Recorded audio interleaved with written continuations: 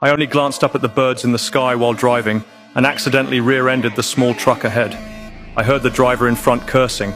I first put my car in reverse and backed up a short distance, then got out intending to pay the driver so I could leave quickly, but he was furious and refused my payment. At that moment, a police car happened to pass by. He stopped the police car and demanded an accident report. The officer got out and asked us both to show our IDs. He looked at my rental paperwork and saw the car had been rented from Munich, which made him suspicious of my identity, because the day before a killer had murdered a wealthy man in Munich and fled. He asked to inspect my trunk.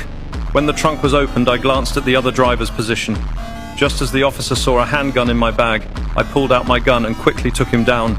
Then I threw my gun to the other driver, picked up the officer's gun and shot him dead. I wiped the fingerprints off both guns and put them back in their hands, creating the appearance of a shootout between the officer and the driver. Then I drove away. To assassinate UDCI had arrived at the theatre ahead of time to scout it out. But security at the theatre had been especially strict lately.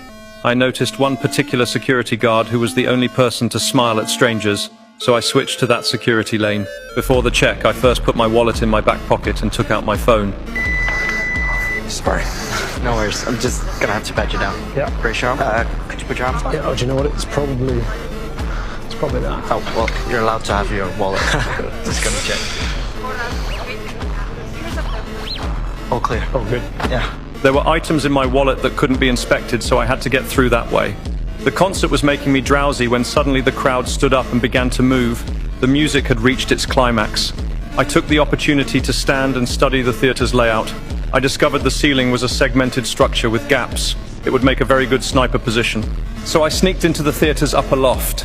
Staff climb up to this area from the auditorium ceiling, and there seemed to be an access point.